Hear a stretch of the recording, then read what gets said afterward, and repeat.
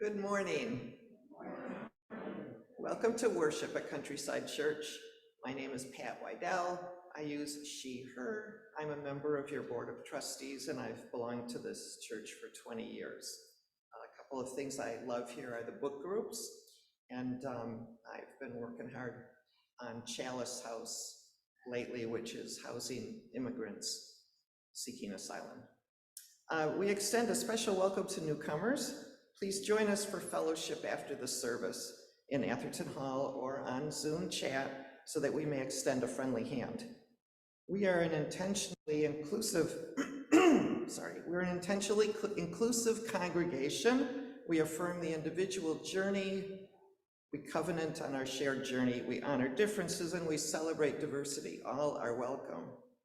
We share some brief announcements as an outward symbol that our work is worship in action.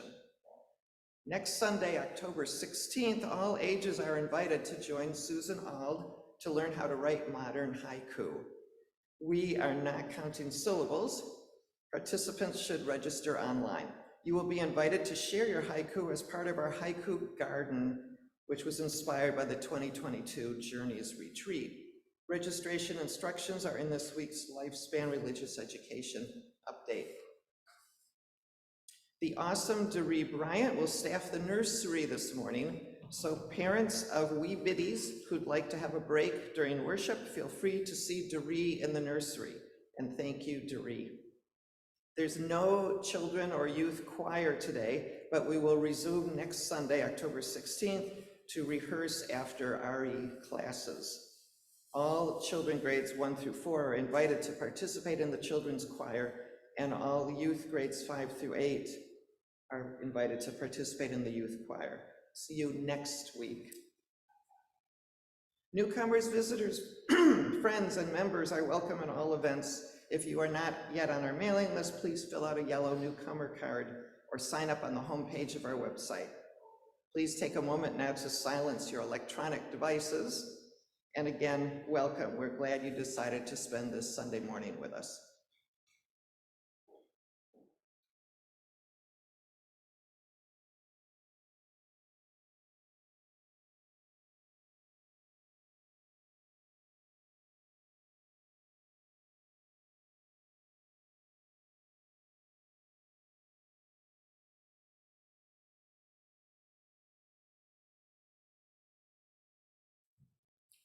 Because of the very special music that we have today, and you'll notice in your orders of worship that all of the composers are women who showed great courage, we decided to flip the order of the sermons so that you would be introduced to one of our UU ancestors, Viola Liuzzo, today. She is a brave hero, and understanding her legacy is very complex. She was a woman who put her own safety and interests aside to fight for equal rights for all people. Despite the fact that her efforts in the civil rights movement were genuine and a lifelong effort, they culminated in Selma, Alabama, with the work she did to help the march from Selma to Montgomery take place. Liuzzo, or Vi as she was called, was heavily criticized by our government figures and the American media in 1965 because she challenged American values as a white, what they considered then Northern woman. And she went to Selma to work on the civil rights movement. Totally unknown to her, she was fighting for equal rights as a woman. She really didn't think about that fact, but she didn't carry an equal weight in the world herself. And so today I hope you feel inspired to do what you can with what you have wherever you can. And I encourage all of us to share bold courage wherever we can.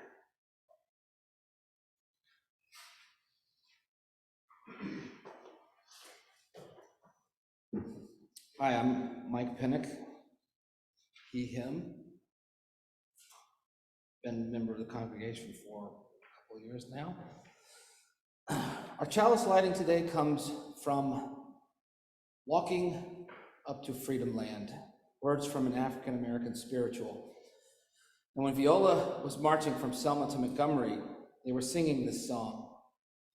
I want to give you a few lines and you will answer, "Turn me round," after each line.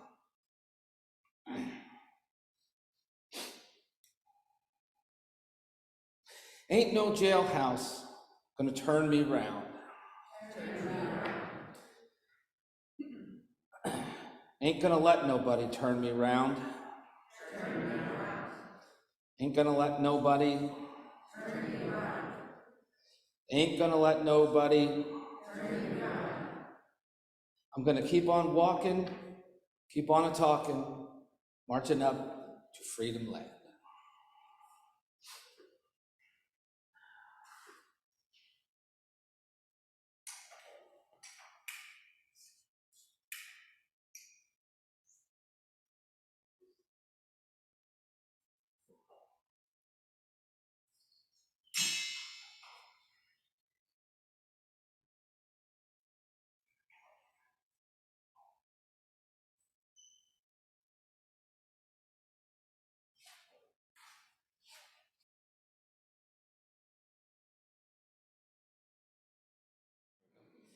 We unite to strengthen the bonds of kinship among all persons, to promote human dignity, and to increase reverence for life's creating, sustaining, and transforming power through worship, study, and service.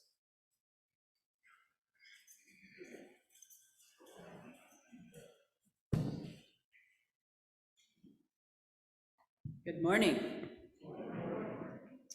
I am Dr. Mary Sheldon. I am your Director of Lifespan Religious Education, and my pronouns are she and her.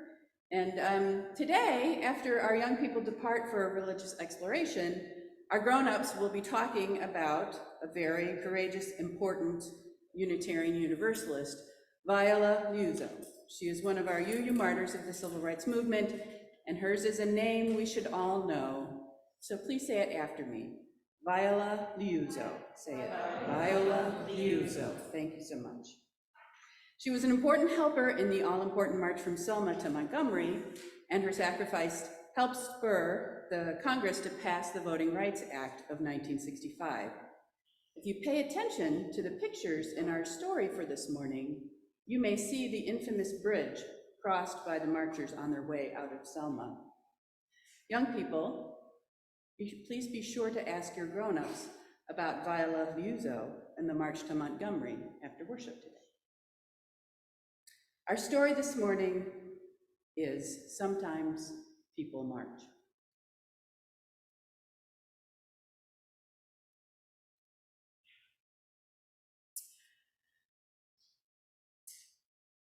Sometimes people march. Marching is something people do together when they want to resist injustice or when they notice the need for change. People march for many reasons. People march for things they care about and people they love. People march for the health of their bodies and their communities and the world. People march for the freedom to love and live and learn.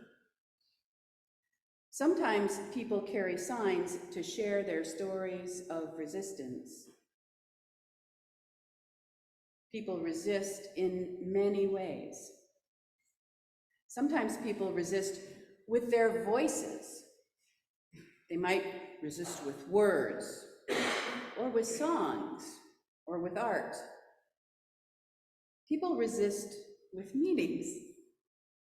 They resist by standing up, or sitting down, or taking a knee. It isn't always easy. Feet get tired. Hearts and hopes get tired. Sometimes problems seem too big or too complex. People are more powerful together. Sometimes from feelings of fear or anger or injustice comes the hope for change. Sometimes great change starts small with a brave question. Maybe your question. A question that calls people together.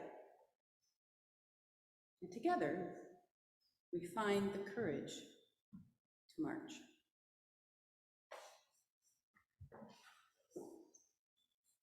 Today's meditation, I look forward to sharing with you, but I also want to tell you about a miracle. If you're a guest here, you might not know we had a tragedy in the congregation, and one of our small congregants did pass away, and another one of them nearly did. And Jessalyn, who's 6, has gone from a place where a lot of us weren't sure how it would end up to she is now speaking at about 70% of her normal. She is starting to walk, and she is starting to eat, and she's holding a marker now, and I have goosebumps again. It's a true miracle. I'm going to see her again today. So I send love, and Chelsea gave me permission to share that with you. We'll be having Austin's memorial October 29th. So now I ask you to join me in this litany of atonement by recently passed away kind of superhero minister in the UU world, Rob Eller Isaacs wrote.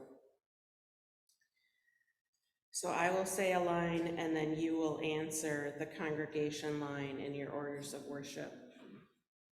For remaining silent when a single voice would have made a difference. We forgive ourselves and each other. We begin again in love. For each time that our fears have made us rigid and inaccessible, we forgive ourselves and each other. We begin again in love. For the selfishness which sets us apart and alone, we forgive ourselves and each other. We begin again in love. For falling short of the admonitions of the Spirit, we forgive ourselves and each other. We begin again in love. For losing sight of our unity, we forgive ourselves and each other. We begin again in love.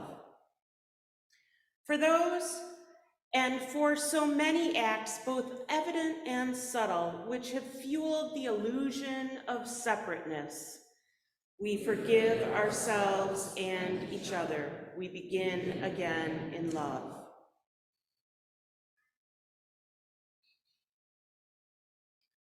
I'll take my first slide. Today, instead of a formal reading, I'm going to introduce you to Viola Liuzzo. Next. So she was a courageous Unitarian Universalist hero. She was a mom of 5 children. Next. She was deeply in love with her husband there on the left, and on the right, I love this picture because it shows her brushing one of her daughter's hair. And I think so often with heroes, we forget that they were just regular people doing what they were called to do. Next. Yeah. These are her 5 children. She was a very hands-on parent. She lived in Detroit most of her life, and the reason I became so interested in her is that I remembered watching a civil rights movie when I was a child, and I remember my mom getting really upset at one part of it. My mom was friends with her oldest daughter, and they were neighbors, and my grandma and Viola, or Vi, would line up in the carpool pickup lane, you know, for picking their kids up from school. So they were neighbors. I never thought much about her for years. Next. Now, Vi had a lot of children, but she also had a baby that died shortly after it was born, and it had been baptized and it had a Catholic funeral. But later she had a stillborn baby, and the Catholic Church would not bury it because it hadn't been baptized, and that caused her so much stress between losing the child before and then this, that it really sent her into a deep quest about her faith. And I think a lot of us can relate to that something terrible happened and we needed to reassess life. And she really believed in an all-loving God, and so she couldn't believe that her church maybe didn't, and that's how she perceived it.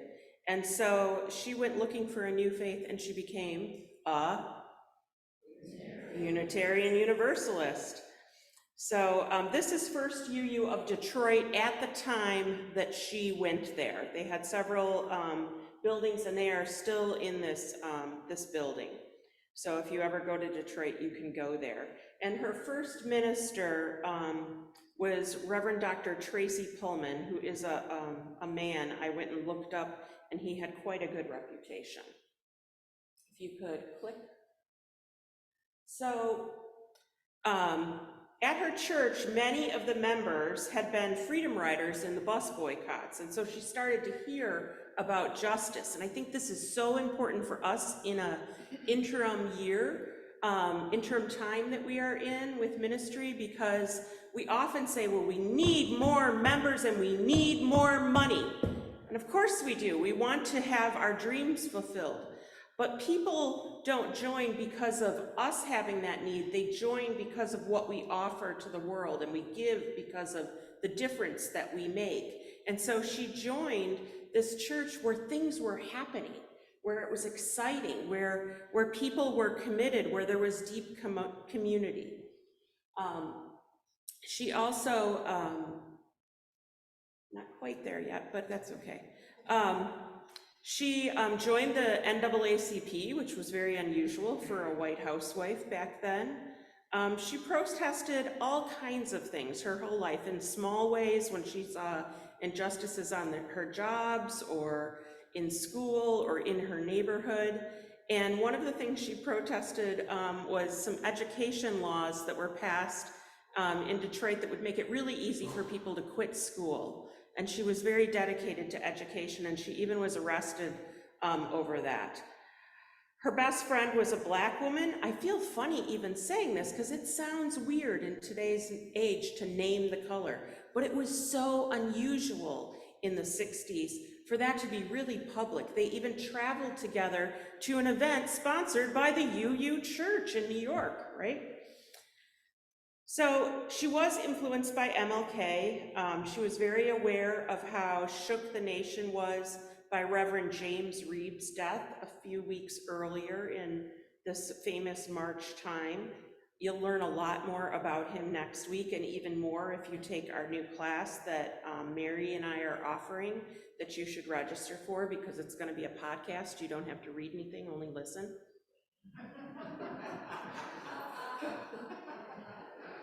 Right? And then we'll have a discussion. It's going to be great. You'll find as you get to know me, I use all kinds of media and ways of forming my knowledge base, not just books. So you'll learn more about James Reeb next week. Now, she was seeing these pictures coming out of Selma, and her kids were watching it, and her husband were watching it on the news. And when we think of the Selma March, I know I always thought of it as like a day, but they were working at this. There were conferences in Selma. They were doing lots of work for several months. They were trying to make it happen. The first attempts to cross the Edmund Pettus Bridge in Selma, that's the bridge up in the top corner there, didn't happen. And they saw the people beating it. It interrupted the news hours. So next slide. I took this picture in August. The transitions department had all of us in interim ministry meet in Alabama this year to be at the seat of change, because change is what interim times are about. So we met there. You'll notice Selma looks about the same as it did in the 1960s. It was like going into a time warp. And I'll comment on why that is later on this week and next week. Next. So she decides to go to Selma, and one thing you really learn when you study civil rights is how important churches are for building community and being at the seat of rights. We can operate in a place that is between many. So it's not the nonprofit, it's not the school, it's not the government. We are another place, and that's why church and the notion of church is so important. So this here is Brown African Methodist Episcopal Church, or Brown AME. And that was the center of civil rights activity in Selma during their work. And I took this picture, so the scaffolding's current. They're trying to get money to renovate it because it's such an important place in our nation's history.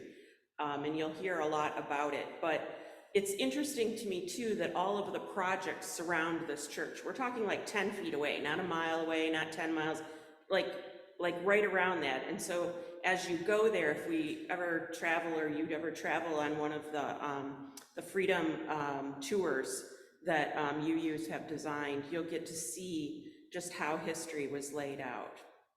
Next. So you can see that they're really working on restoring it, and I'll show you more pictures of it next week. Next. Now, sometimes when we hear about historical figures, we think they're somehow really special. I'd never do that. This was an ordinary mom.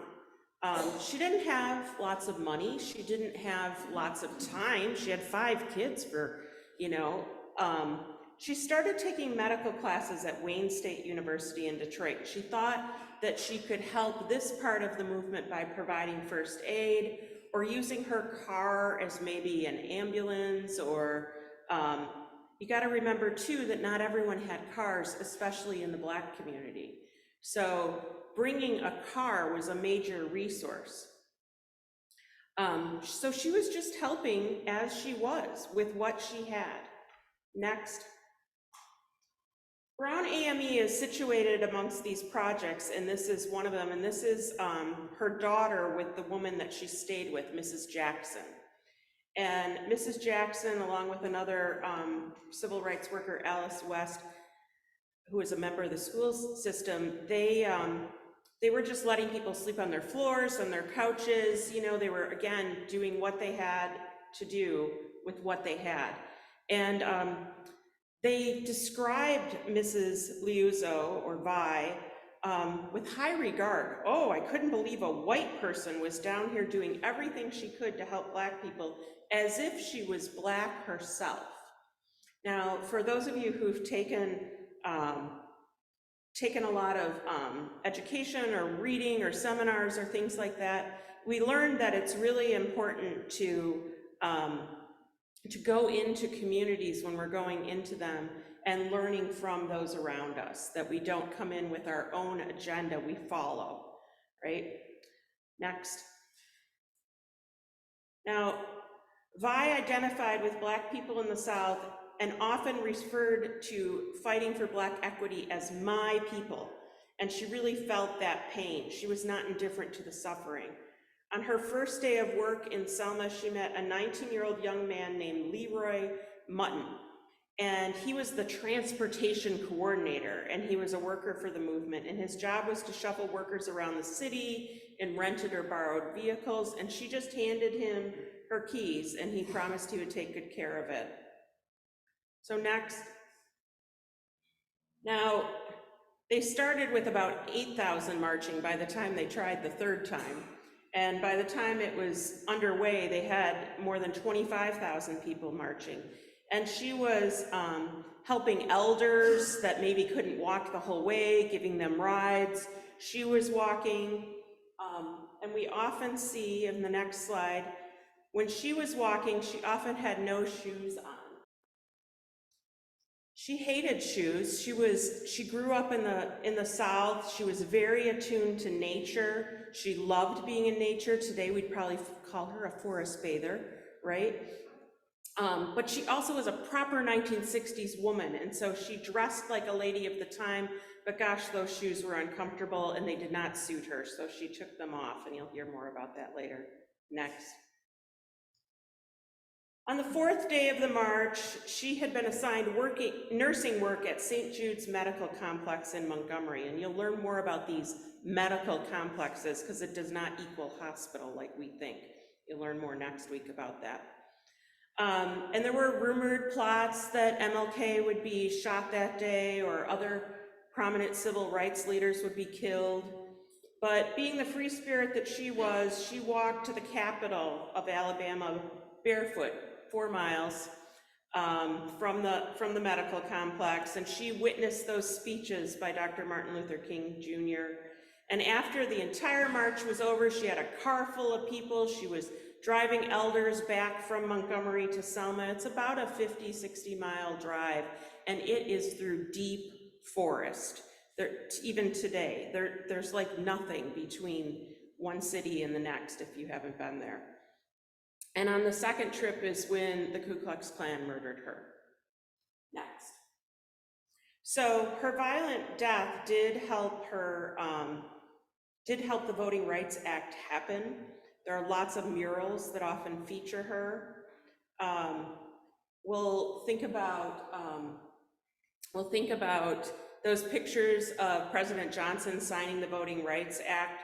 People were enraged that she was killed too. And by that point, James Reeb had been killed, another activist had been killed.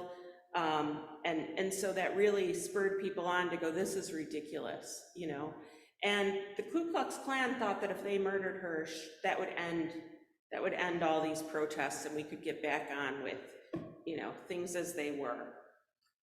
She is the only white woman honored at the Civil Rights Martyrs Memorial. And there's a beautiful statue of her in Detroit now. It's been put up more recently in Viola Liuzzo Park in Detroit, and in that she is also barefoot.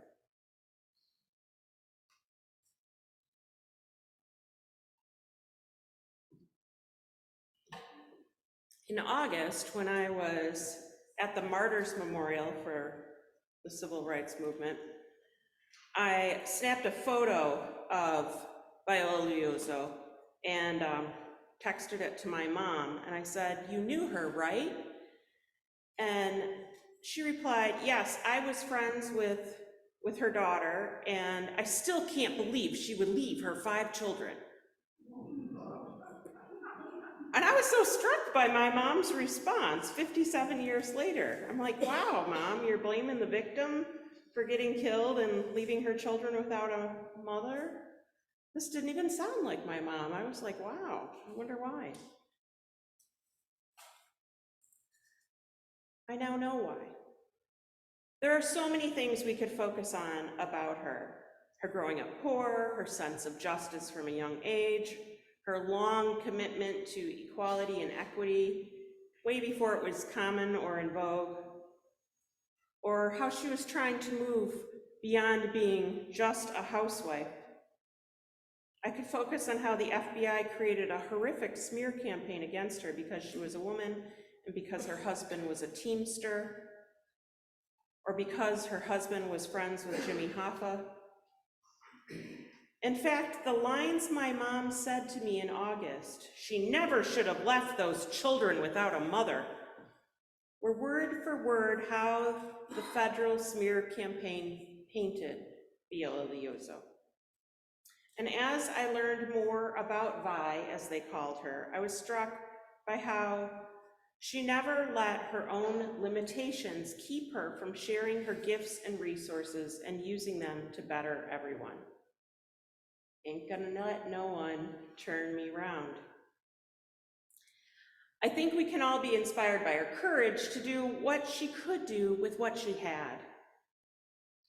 Home for Viola was in Detroit, Michigan, and she was born a poor white person.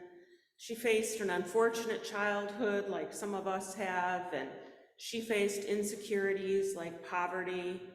Her father was a coal miner, and her mother was a grocery store manager. They often lived in one-bedroom shacks. They moved from state to state, trying to find work, and for a period of time, she even lived in the segregated South. And due to living in the South and being poor, Liuzzo recognized the hardships and hate that Black people living in the South endured and recognized them as worse than what she was experiencing. She had this charming characteristic of compassion for all kinds of life, and she made this evident when, as a teen, she once stole money out of the cash register at the grocery store that her mother worked at, not for her or something frivolous like a toy, but for a Black child that she felt was in desperate need of help. And as hard of a time as her family had, she could see that Black people continued to have a much harder time. And she asked herself why some people had so much wealth and others had so little. She wondered what the color of a person's skin had to do with whether they would be a hard worker or a good student. She really thought things would be better when they moved to Michigan, and she encountered segregation there like she had never seen before. She saw how white people and Black people lived in two separate worlds, and she wondered why people thought they couldn't be friends. And all that thinking helped shape her opinions about what is right and wrong and fair. But once she would make her mind up, nobody was going to turn her around. Whether it was the people Vi worked with, the people in her neighborhood, or the atrocities she saw in her Detroit neighborhood, she saw these fights as everyone's concern. She couldn't comprehend why she was often alone working on things of justice or the only one speaking up. She led her children in those education protests in Detroit. And one of her children says, if Mom saw wrong, she took action. When a neighbor's house burned down on Christmas Eve one year, she pounded on the toy store owner's home, insisting he open up his shop so that she could buy presents for the family. In one job Vi had, a Black secretary was laid off without any severance pay that the rest of them were used to getting. And she turned her own check over to the woman and tried to organize others to chip in. She was fired for drawing public attention to these inequities. She rebelled against injustices in other institutions as well. She was arrested for protesting the Detroit Board of Education policies. And in all of her early protests, she felt she was solitary, she was lonely. She couldn't figure out why no one else cared. When one of her daughters was asked, who was she? She was like everything you'd want in a mom and a hero to be, not as a martyr, but as a wonderful human being who loved every living creature. The intolerance for suffering that had led Liuzzo to enroll in nursing classes at Wayne State University, that made her even more acutely aware of Black Americans' feelings of invisibility. During a visit to a department store and seeing like elaborate Christmas displays, probably at JL Hudson on Woodward Avenue, she asked her daughter Penny, then at age 13, how she'd feel if every Santa she saw was Black instead of white. When Penny was 16, Vi asked her how she'd feel if the magazines she loved never put pretty white girls on their covers. The questions offered a glimpse into a world totally different than the one I was living in, Penny said. Not only did she have the 5 children, but she had those babies that she lost, and that's what sent her on that path to look for a new faith. If her love, Vi said, was too deep to discriminate against a baby, she figured God's had to be immeasurably deeper, and that's why she left Catholicism. She found quite a home in universalism with an all-loving God.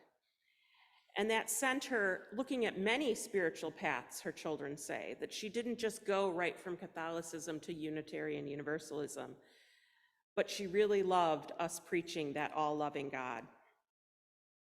Ain't nobody gonna let me turn no round. In 1963, Vi began studying philosophy and sociology and political science, and there she started to be surrounded by debates about civil rights, and she was soon attending weekly talks held by the school chaplain, a Christian existentialist named Reverend Malcolm Boyd. Malcolm had been a freedom rider who believed in the ethics of action, and he was derided by conservatives as that beatnik priest who held religious discussions in taverns. Malcolm responded to such critics by saying the church needed to go out to the people where they are and speak their language. We move on to 1964 when Vi's best friend, Sarah Evans, who was Black, urged her to join the NAACP, and that's when they took that trip to upstate New York to go to a civil rights seminar sponsored by the United Nations. I think another interesting thing about that is the Detroit Unitarian Universalist Church sponsored it too. And so that's why they went. And sometimes it's not that the church has to do the thing, they have to endorse the thing in order to be a part of something. And I offer that to you because so often people say, it's so much work. There are so many ways to do this work. So that church was a hotbed of activism, and many of the congregants, like I told you, had been freedom riders. And discussions about Selma were swirling, especially on March 7th, Bloody Sunday, when the marchers were attacked on the Edmund Pettus Bridge. The whole family was watching those attacks on their TV. They were talking about it. She had teens. They knew what was happening. Her youngest child was 6 at the time. And on March 11th is when UU minister James Reeb was beaten to death in Selma. And the church in Detroit, like many UU churches, held emotional memorials. By then, Vi felt that she needed to respond to the call and journey to Selma herself. You can imagine, as a Southern woman who had grown up Southern, she felt this kinship. She was living and being made aware. And I often say, once you see it, you can't unsee it. So she was really horrified by this violence, and her husband said, you could get killed, and she went anyway. He said, this is not your fight, and she said, this is everyone's fight. And so she drove her Oldsmobile, her station wagon, to Selma. Took her a few days to get there by herself. She kissed all her children goodbye, and she began to drive south. She didn't have lots of money. She didn't have any fame. She didn't have a lot of time. She asked her friend to watch her children for her. What did she have? She had gumption. She had wild courage. She let the movement use her car. As soon as she got there, she started cooking food, because we so often forget that it's not just about marching, right? We have to feed all these people. She ran errands. She offered her nursing skills for first aid, and she helped the elderly. And when I heard this, I thought, well, of course she did. So often we focus on Martin Luther King, but we often forget that someone made dinner for him. We forget that someone did his laundry. We forget that movements are made with thousands of people doing what they could with what they have. Someone had to feed the marchers. Someone had to treat those sprained ankles and bandage the blisters. Somebody fetched water. And yet this was a really different time. It was far more unusual for a white woman to be doing this work alongside mostly Black people. In fact, many of the marchers who are still alive were astonished that she took up the cause as though it was her own. Another thing that was very unusual and dangerous was Black and white people riding together in a car, especially men and women. After the march, they completed the march. They were in Montgomery. She walked her 4 miles barefoot from the clinic to go and listen to Martin Luther King. And I want to share with you a few words from that speech that she would have heard. Last Sunday, more than 8,000 of us started on a mighty walk from Selma, Alabama. They told us we couldn't get there. There were those who said we would only get there over their dead bodies. but all the world knows that we are here and we are standing before the forces of power in the state of Alabama saying, we ain't gonna let nobody turn us around. Today, I want to tell the city of Selma, today I want to say to the state of Alabama, today I want to say to the people of America and the nations of the world that we are not about to turn around. We are on the move now. Yes, we are on the move and no wave of racism can stop us.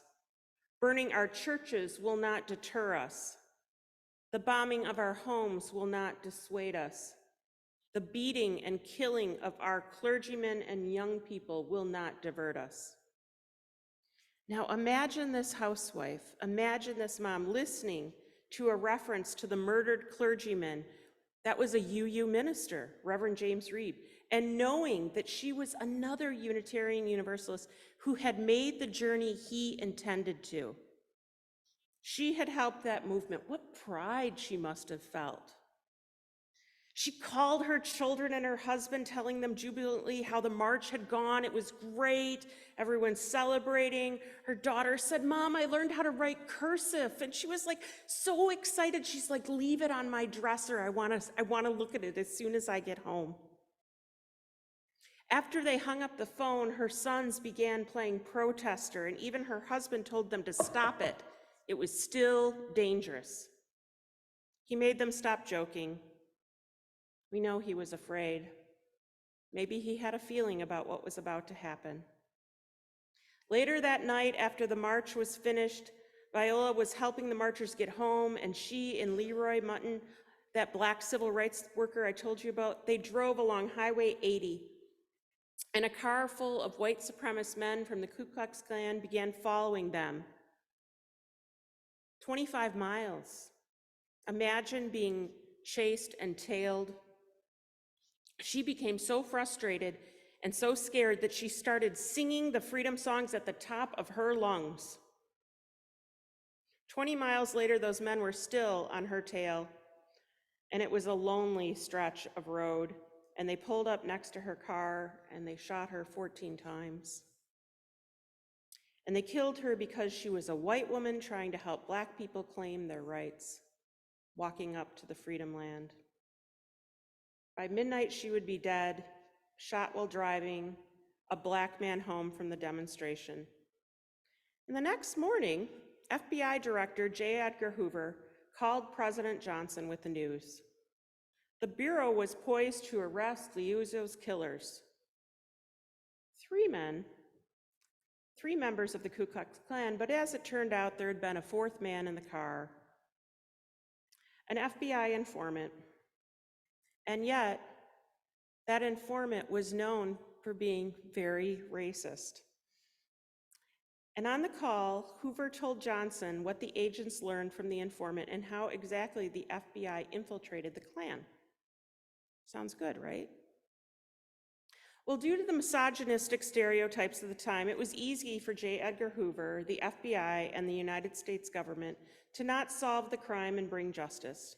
Instead, he discredited Liuzzo. He made her the target of sexism and slander. And if you watch the movie or read the book or come to Tea with Reverend D after this, we can talk more about that.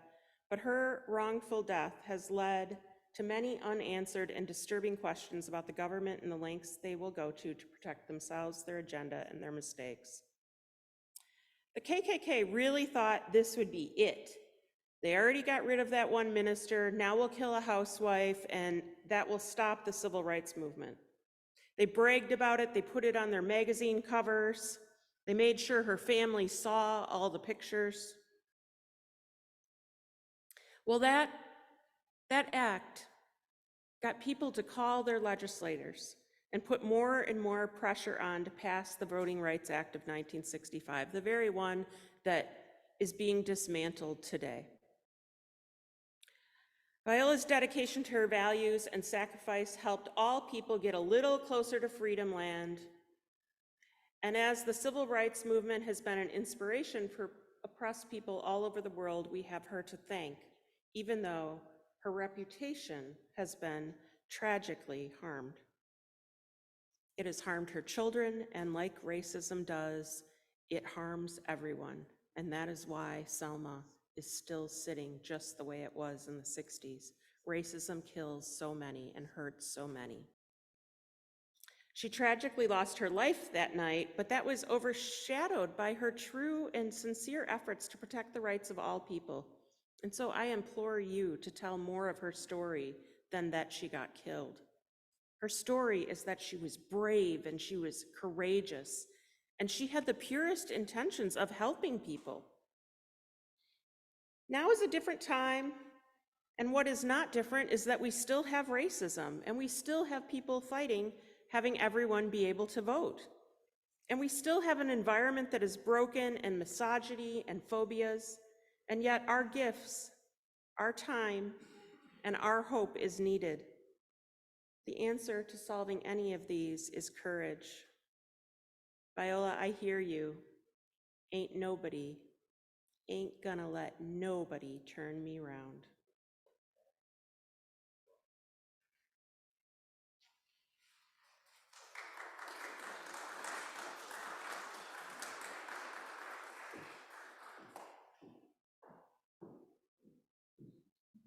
Now is the time in our service we set aside to share in the communal ritual of giving. Our congregation is funded entirely by pledges and stewardship contributions from you, our beloved members and friends. Giving helps us feel more generous. If this is your first time worshiping with us, please let the basket pass you by. Your presence is gift enough for us. Join me by the tree in Atherton Hall today for Tea with Rev D. If you can't see it from where you are, I'm wearing my Tea with Rev D stole. If this topic that I shared today interests you, Mary and I will be hosting that class on the White Lies podcast. You need to sign up so that we have enough people to run it. It'll be a great opportunity to learn more about your UU ancestors who had great courage. But I find it super informative for how to do justice today. And so I hope I can, kind of inspire you to have that spark. It's very helpful to me, and I'll show you more pictures. I close today's service with a common Methodist saying, do all you can, by all the means you can, in all the ways you can, in all the places you can, at all the times you can, to all the people you can, as long as you ever can.